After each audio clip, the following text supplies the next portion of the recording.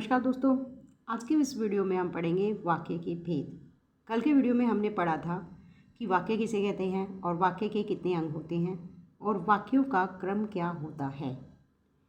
आज हम एक बार दोबारा दोहरा लेते हैं कि वाक्य किसे कहते हैं। शब्दों का ऐसा समूह जो सार्थक अर्थ देता है वाक्य कहलाता है। वाक्य के दो अंग होते हैं, उद्देश्य और विधेय। उद्देश्य कार्य का कर्ता, मतलब वाक्य में जो काम को करने वाला होता है वो होता है उद्देश्य, और विधेय जो कार्य का किया जाता है कर्ता के द्वारा वो होता है विधेय।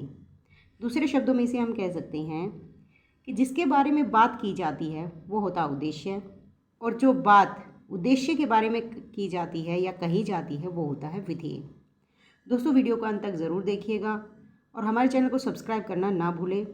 कल की वीडियो हम नीचे कमेंट बॉक्स में उसका लिंक दे देंगे, आप उसे भी देख सकते हैं। वाक्यों का जो वर्गीकरण है वो दो आधारों पर किया जाता है। एक रचना के आधार पर वाक्य के भेद, दूसरा अर्थ के आधार पर वाक्य के भेद।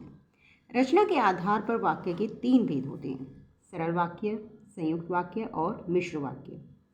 अर्थ के आधार पर वाक्य के 8 भेद होते हैं: विधानवाचक, निषेधवाचक, प्रश्नवाचक, विस्मयवाचक, आज्ञावाचक, इच्छावाचक, संदेहवाचक और संकेतवाचक।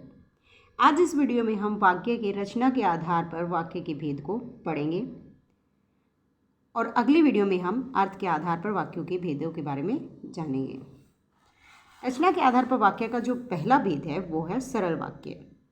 सरल वाक्य किसे कहते हैं? इसे साधारण वाक्य भी बोलते हैं। सरल वाक्य में सिर्फ एक क्रिया होती है। जैसे देखिए, जिस वाक्य में केवल एक क्रिया होती है उसे सरल या साधारण वाक्य कहते हैं। जैसे वर्षा हो रही है, यहाँ पे सिर्फ एक ही क्रिया है, वर्षा हो रही है।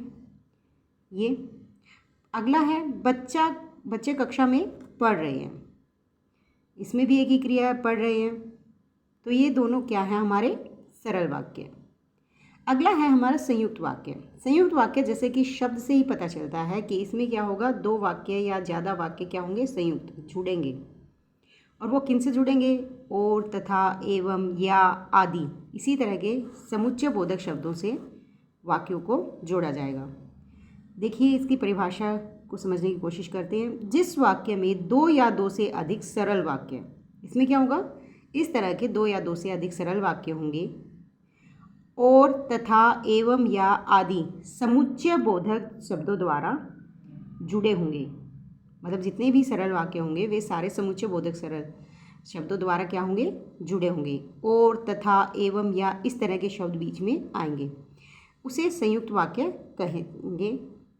इनमें आश्रित वाक्य नहीं होते। मतलब जो ये संयुक्त वाक्य होते हैं उनमें कोई भी वाक्य ऐसा नहीं होगा जो दूसरे पर निर्भर होगा। इसमें सभी वाक्य जो होंगे स्वतंत्र होंगे, अपना अलग अस्तित्व रखेंगे। अगर उन्हें चाहें तो हम अलग वाक्य में भी बदल सकते हैं। जैसे देखिए दोस्तों, तुम चाय लोगे या कॉफ़ी मंगवाऊं? यहाँ पे ये जो वाक्य है वो या समुच्चय बोधक से जुड़ा हुआ है। इसे हम अलग अलग भी सरल वाक्य में बदल सकते हैं। जैसे देखिए, तुम चाय लोगे, एक वाक्य ये हो गया, अपने आप में पूरा है।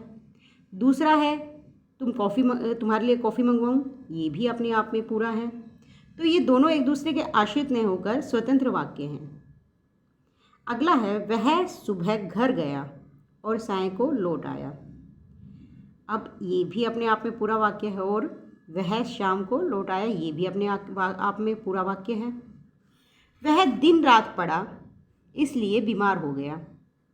वह दिन रात पढ़ा, ये भी अपने आप में पूरा वाक्य है।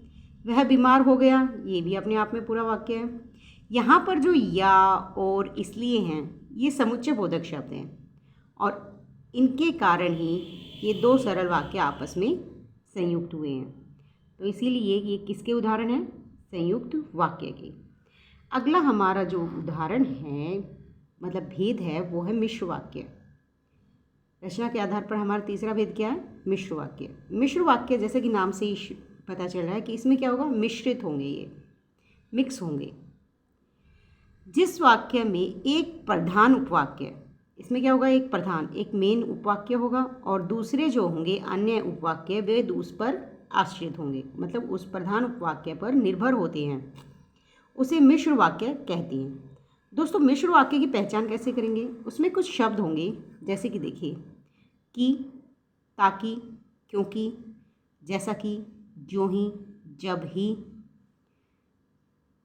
भले ही, जब तक, जहाँ तक, जो, यदि तो, मतलब यदि ऐसा होता तो वो होता, ये इस तरह से वाक्य होगा। यद्यपि, तथापि, ये जो शब्द हैं, ये शब्द मिश्र वाक्यों में आपको देखने को मिलेंगे। जहाँ पर भी ये शब्द आपको दिखे, समझ लो कि वो क्या है, मिश्र वाक्य।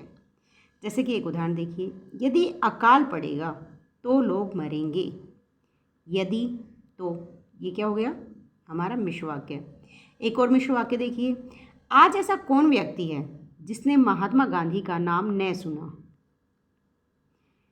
इसमें भी जिसने शब्द से जुड़ा है वो क्या है, मिश्र वाक्य। दोस्तों, हम साधारण एक वाक्य को लेते हैं और उदाहरण के तौर पर इसे सरल वाक्य और संयुक्त वाक्य में बदल कर देखते हैं। यदि अकाल पड़ेगा तो लोग मरेंगे। अब इसको सरल वाक्य में कैसे बदलेंगे?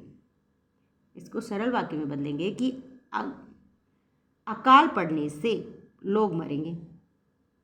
कितना आसान है, अकाल पड़ने से लोग मरेंगे, ये हो गया हमारा सरल वाक्य।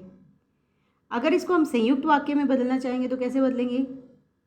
अकाल पड़ेगा और लोग मरेंगे, या इसे दूसरी तरह भी कह सकते हैं, अकाल पड़ेगा तथा लोग मरेंगे।